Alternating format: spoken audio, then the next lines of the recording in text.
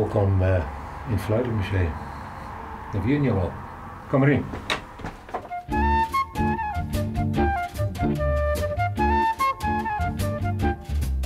Het enige fluitenmuseum ter wereld. En dan ook nog 8 hoog in de wolken. Nee, het is echt heel bijzonder. En daar hangt ook nog eens de grootste privécollectie ter wereld. Ik ben met 1250 gestopt met tellen, maar dat zijn ondertussen, ik denk dat ik net wel boven de 1400 zit.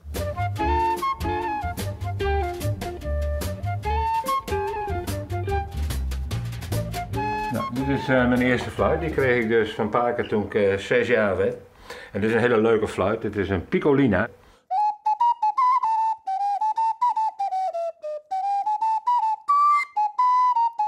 Bovenop en in de boekenkast zijn allemaal panfluiten.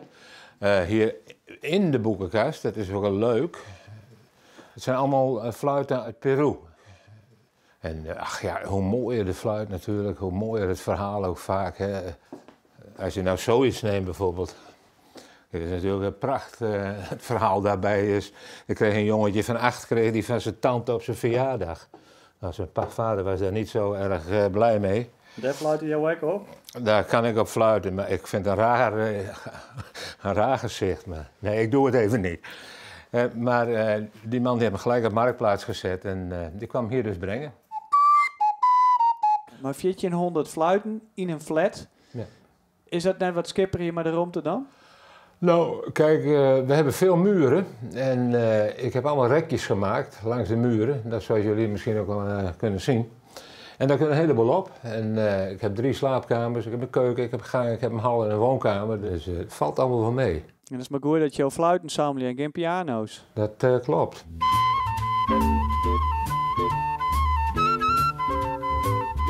Dit zijn allemaal Chinese dwarsfluiten.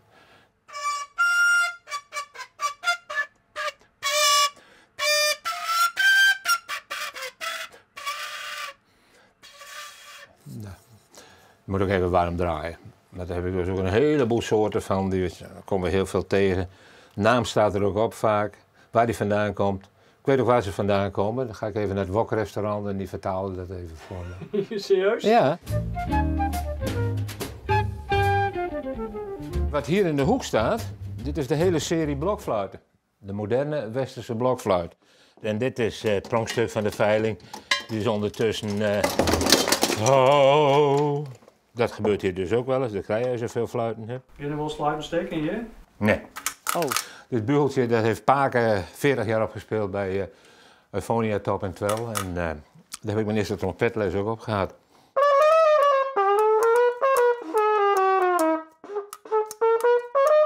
Dat is ook het leuke van deze verzameling.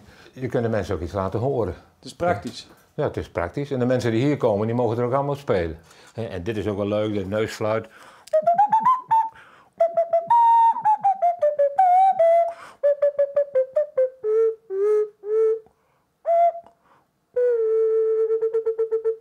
En iedereen die mij daar maar samen moeilijk onder zitten dan? Ja, ik heb een flesje staan met ontsmettingsmiddel hoor, met een spuitbus. Daar ga ik ja, succes. Ik onthoud wel even wie erop gespeeld heeft, maar nou, het gebeurt wel een enkele keer. En dat was vooral toen nog veel mensen kwamen. Dan zet iemand een fluit aan de mond en dan hangen er van die draden aan en zo. Dat is wel eens, maar ik ben er nooit ziek van geweest. Dus, en ik ontsmet ze altijd weer.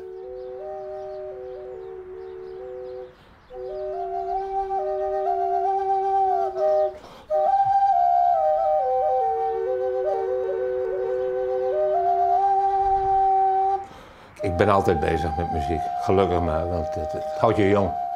Je blijft er vrolijk bij en het is zingen en muziek maken, het is goed voor je lichaamsspieren, je hebt weinig last van rimpels. Nee, het werkt inderdaad en het maakt je blij. Tenminste, het maakt mij blij.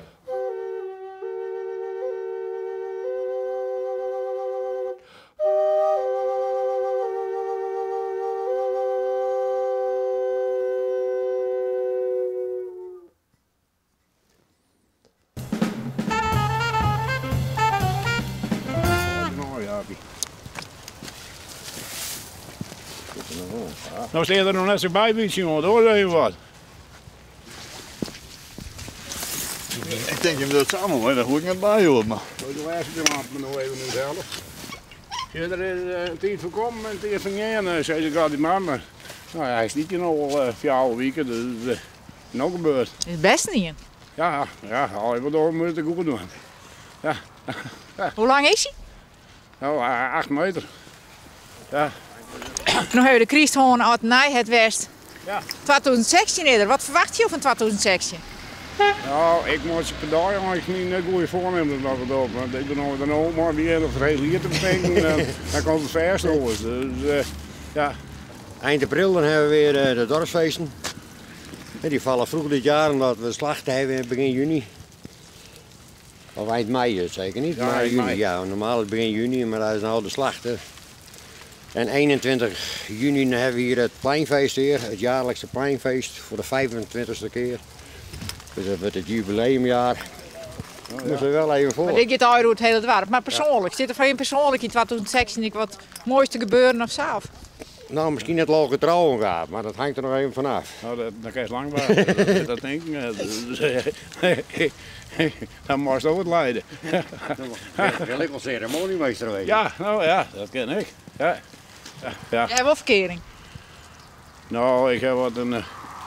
Nou, zoals ik het zei, een latrelage, net Jodendaai. Ja. Modern. Ja, In het Fries is het een breisieder. nou, een braaisieder. Nou.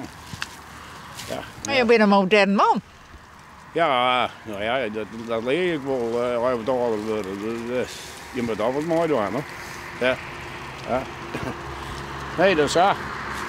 Maar het wordt net meer als een latrelatie. Waarom net?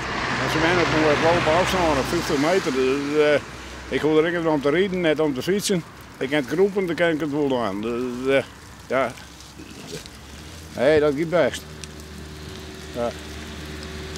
Nou, ik wens je een heel mooie dag. Ja, hetzelfde hè? Ik heb Eerst gelijk. precies hetzelfde.